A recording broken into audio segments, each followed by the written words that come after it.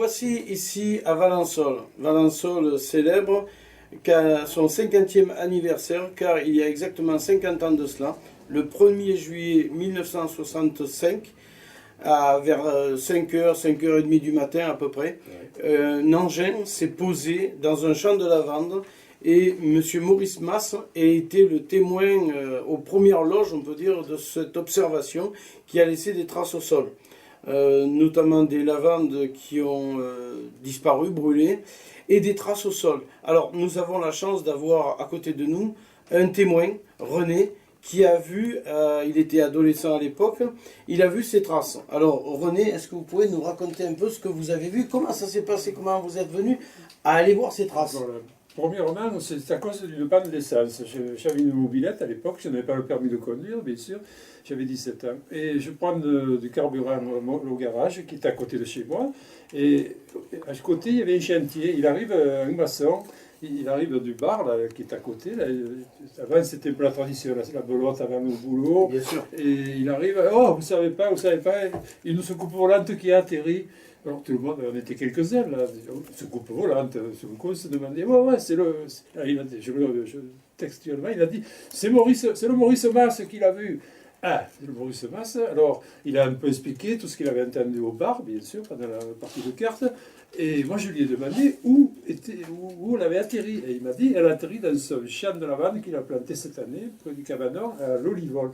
Alors, j'étais agriculteur, enfin, j'ai la retraite maintenant, je savais parfaitement où était le champ.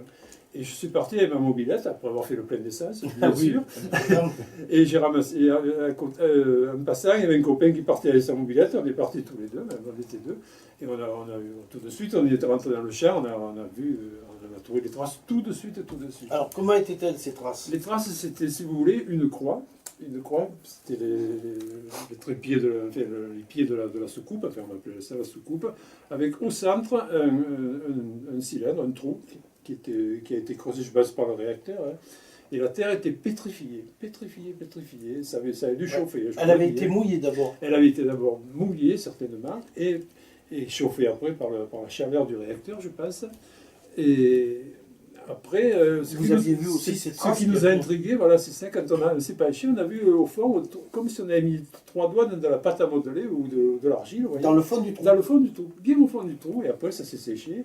Et c'était comique, il y avait le cabanon pas très loin, il y avait une petite grenouille ou crapaud, un petit crapaud, un crapaud, il était tombé dans le trou, il essayait de sortir. Ça, c'est une petite anecdote. C'est une petite anecdote, mais je ne suis pas le seul à avoir vu le crapaud, il est resté un moment. Ah bon? Il ne pouvait plus sortir, Un autre détail que vous avez dit aussi, c'est que la lavande avait brûlé sur une certaine distance. Ça, c'est l'atterrissage était là, et à côté, il y avait un champ de lavande, des lavandes assez vieilles, qui avaient des tiges courtes, qui étaient direction ouest à peu près. Et là, à partir des premières fleurs, elles étaient assez brûlées, un peu moins. C'est certainement le démarrage de l'engin, qui direction à peu près Manosque, vous voyez. Ce qu'avait dit justement M. Masse, oui, que l'engin s'était soulevé et était parti. Oui, ça c'est sûr. Puis c'était quand même assez large, ça devait faire à peu près 3-4 mètres de large. Hein. Ça devait chauffer, je vous le dis. Hein. Ça devait chauffer. Et les tiges étaient légèrement ratatinées, vous voyez. Un peu. Et dans les jours qui ont suivi, est-ce que au niveau de Valençol, est-ce qu'il y avait des choses qui se sont faites, qui se sont dites? Bon, mais comme dans ces cas-là, toujours, il y a eu les pour, il y a les contre, et ça a alimenté la...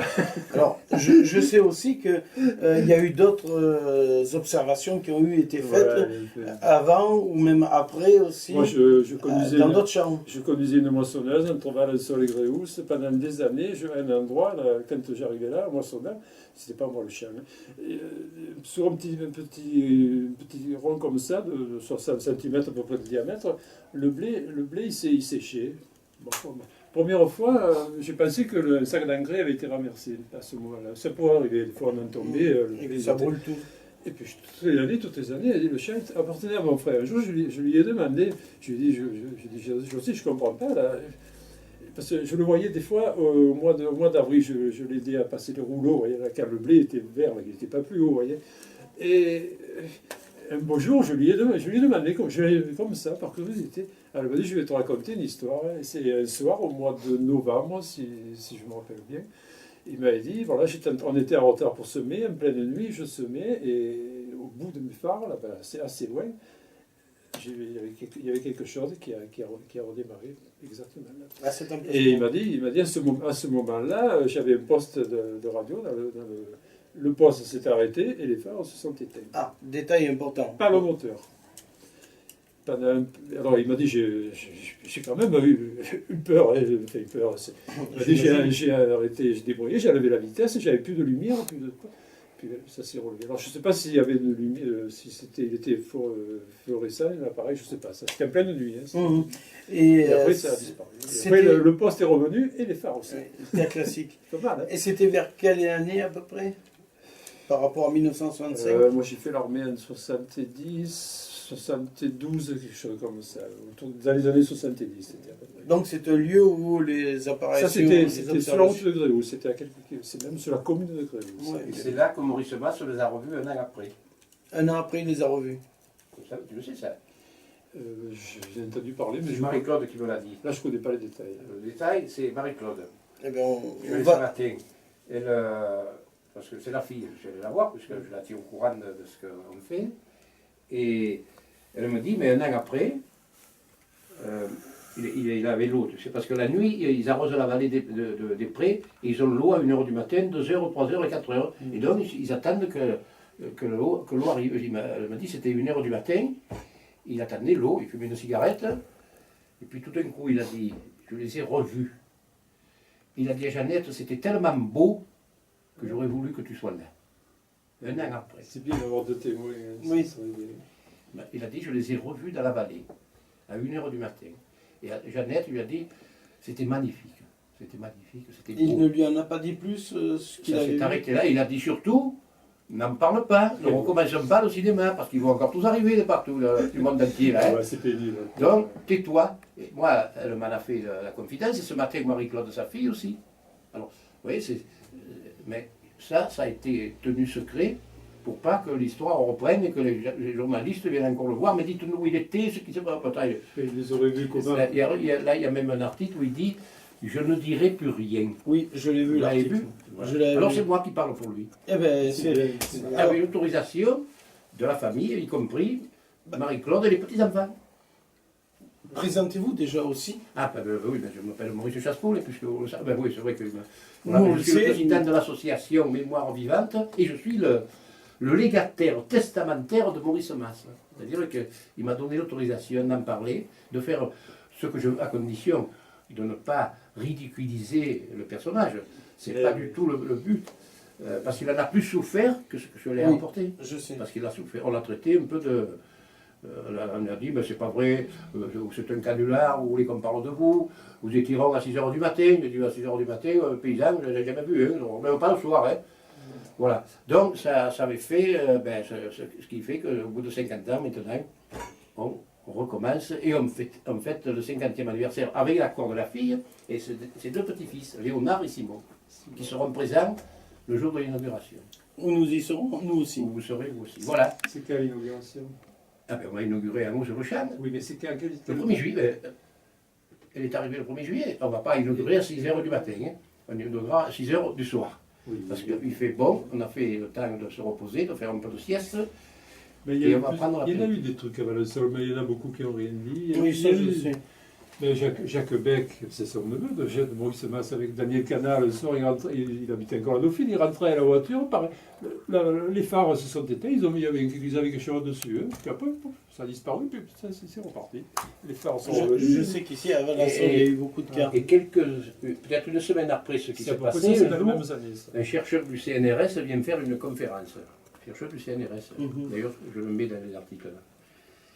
Et il nous raconte l'histoire, et il nous dit, mais Valençol ne veut pas dire Valensoleillé, vallée du soleil, que l'étymologie exacte de Valençol, c'est vallée du soleil, Valensoleillé. Il a dit non. Ça veut dire terre de soucoupe. Ça veut dire que si les soucoupes volantes un jour arrivent, c'est sur le plateau de Valençol qu'elles atterriront toutes. Tiens de Ce qu'a dit un chercheur du CNRS une semaine après. Mais dans les articles que j'avais écrits, je le dis ça. C'est une base.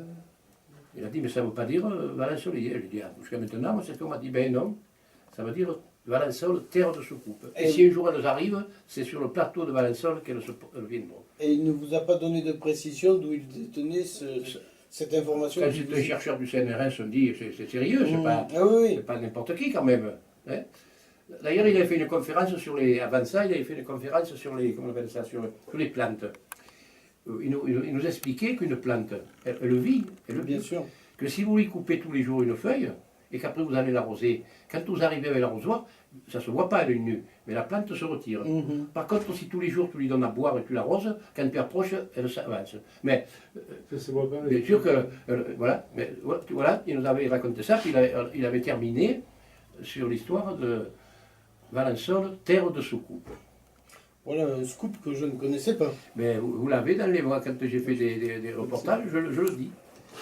Et dans les journaux, je l'avais dit sur la Provence. Et d'ailleurs, il avait marqué. Valençol veut dire terre de soucoupe et non pas vallée du soleil. Il me fait ça, je vous le vends comme on me l'a donné. Moi, on me le donne, moi je vous le vends. À l'école, vous disiez Valis. C'est Valis Solis. C'est le latin. En latin, oui, Valis Solis. Valis Solis.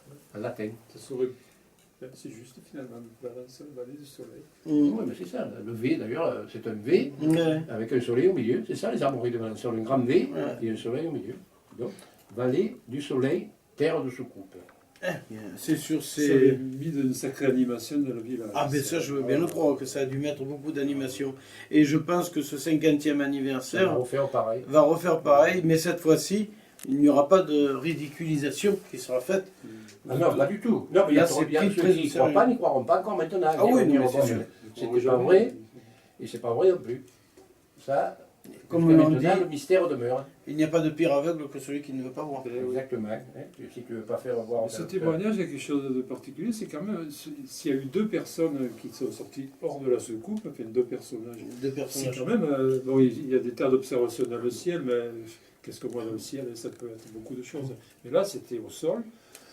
C'est qu'ils l'ont paralysé. Et ils l'ont paralysé également, c'est quand même... Et ils lisaient dans leurs yeux, Oui. je lisais de la bonté et non pas de l'agressivité.